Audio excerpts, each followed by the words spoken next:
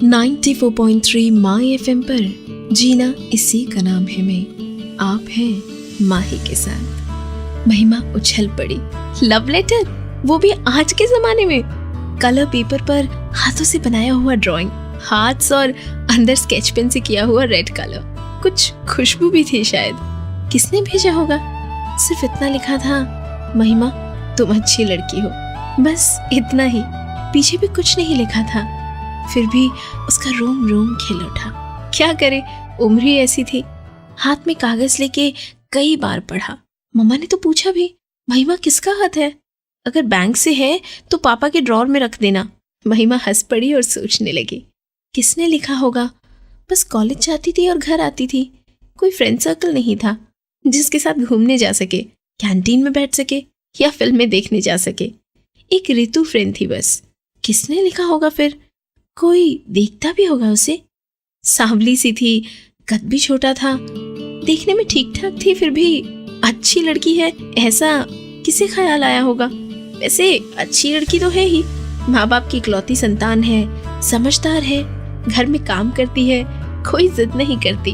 हाँ बस देखने में ठीक ठाक है तो लोगों से मिलना जुलना पसंद नहीं करती। वैसे मम्मी पापा भी समझते हैं। 2-3 महीने पहले ही उनके साथ बाहर गई थी, तब कोई बोला था ये त्रिवेदी साहब और शांति जी की लड़की है, लगता ही नहीं है। और महिमा सहम गई थी। महिमा को और करीब से जानेंगे अगले गाने के बाद। 94.3 माई एफएम पर मैं हूँ माही। महिमा वैसे कम बोलती थी, ऊपर से लोगों की टीका टिप्पणी, बहुत इंट्रोवर्ट हो गई थी। मम्मा कई बार फ्रेंड्स के साथ बाहर जाने को कहती, पर महिमा टाल देती। बुक्स पढ़ती या टीवी देखती। पर आज बेडरूम में पड़े पड़े उस लेटर को कई बार पढ़ा, हाथ में लेकर ही सो गई।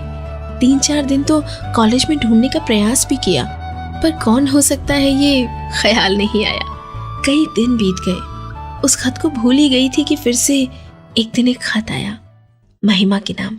वही गुलाबी कागज, इत्र की खुशबू, और लिखा था, महिमा तुम पर ब्लैक कलर अच्छा लगता है, तुम पर तो maroon, bottle green, royal blue सब कलर अच्छे लगते हैं। इसके बारे में क्यों नहीं सोचती? कौन था ये? महिमा सोच में पड़ गई। रंग और कपड़े के लिए इतनी सूझबूझ के साथ जो उसे लिखता हो, वो शायद लड़की भी हो सकती है। पर लड़की है तो फिर मुझे मिलने में क्या परेशानी हो सकती है उसे? है तो कोई लड़का ही, पहले ये सब लिखेगा, बाद में प्यार की बातें लिखेगा। महिमा ने लेटर पर मोहर देखकर पहचानने का प्रयत्न किया कि खत कहाँ से आया होगा। कुछ नहीं था उस पर। खत कहाँ से आया होगा वो भी ठीक से दिखाई नहीं देता था। और फिर तो हर हफ्ते ये खत आते रहे। लेकिन कौन लिख रहा था ये खत महिमा के नाम, और आगे क्या क्या लिखा गया खतों में, सब पता चलेगा कुछ देर में। 94.3 माई एफएम पर मैं हूँ माही।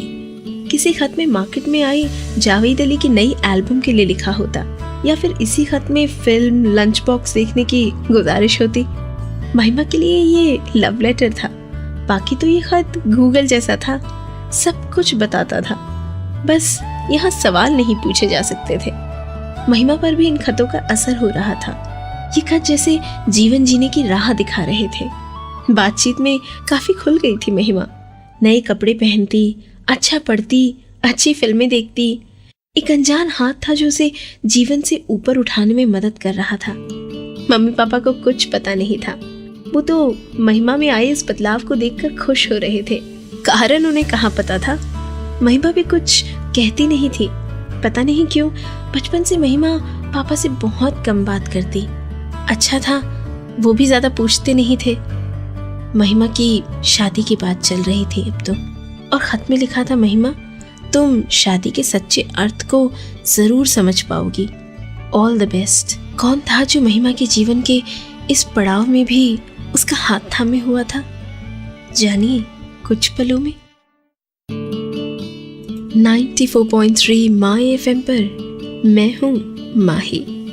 इसी शहर का था अनिकेत। समझदार था, शांत था, और सबसे बड़ी बात ये थी कि महिमा को पसंद करता था।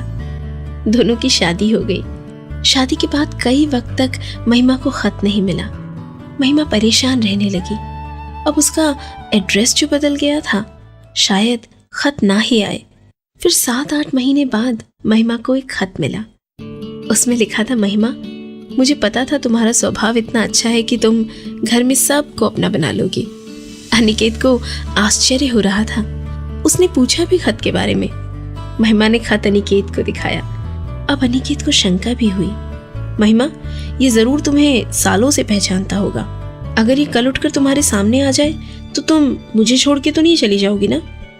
महिमा ने मुस्कुराते हुए कहा, अनिकेत, मैंने कभी ये जानने की परवाह ही नहीं की कि खत कौन लिखता है, कहाँ से आता है। बस ये आता है, यही काफी है मेरे लिए। 94.3 माय FM पर जीना इसी का नाम है में आप हैं माही के साथ। प्रेम पत्र कम होने लगे थे, पर आते जरूर थे। अब कभी कभी अनिकेत के लिए भी खत में कुछ लिखा होता। अनिकेत, महिमा माँ बनने वाली है, ख्याल रखना उसका। बच्चों के जन्म, बर्थडे, एग्जाम, स्कूल के एडमिशन, सबके बीच खत बराबर आते रहे। अनिकेत और महिमा बड़े होने लगे थे। अनिकेत का वजन थोड़ा बड़ा था और महिमा चश्मे लगाने लगी थी। प्रेम पत्र के विषय भी अब काफी बड़े थे। उम्र के जिस पड़ाव से महिमा गुजर चुकी थी, अब उस पड़ाव से उसके बच्चे गुजरने वाले थे। महिमा राह देख रही थी कि उनके लिए खत में क्या आता है, पर फिर महिमा को सोचने का वक्त ही नहीं मिला। पापा अचानक बीमार हो गए थे।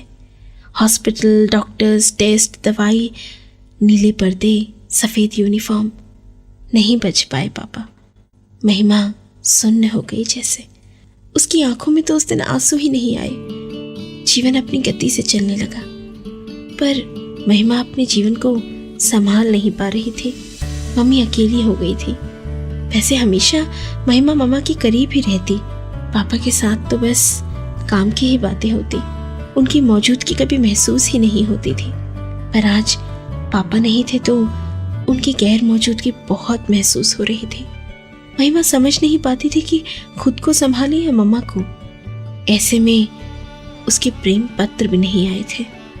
लेकिन क्यों, जानते हैं अगले गाने के बाद। 94.3 माय FM पर मैं हूँ माही। आज मम्मी की तबीयत ठीक नहीं थी। महिमा मम्मा के पास गई। वो सो रही थी। महिमा ने अलमारी से शॉल निकाली। अलमारी बंद ही कर रही थी कि उसकी नजर कोने में पड़े कागज पर। अरे, वही गुलाबी रंग के कोने का हाथ वाला कागज। महिमा की नजर के सामने इतने साल एक साथ आ गए। इतने सालों तक पापा खत लिखते रहे और उसे पता ही नहीं चला। अभी महिमा को याद आया कि पापा को पहले टाइपराइटर और फिर कंप्यूटर पर ही काम करते देखा था। महिमा के जीवन के साक्षी थे पापा। हर वक्त हाथ पकड़े रखा, कभी आगे ले गए, कभी प्यार से तो कभी हौसला देकर महिमा को सफल बनाया। और सबसे जरूरी ये था कि इन खतों ने महिमा को अपने आप से प्यार करना सिखाया। ये सब शुरू हुआ सिर्फ एक वाक्य से, महिमा तुम अच्छी लड़की हो। आज महिमा रो पड़ी, खूब रोई, फिर आंसू पोंछे वही पन्ना लिया, पेन निकाला और अपने 17 साल के लड़के ईशान को खत लिखना शुरू किया। ईशान, तुम अच्छे लड़के हो।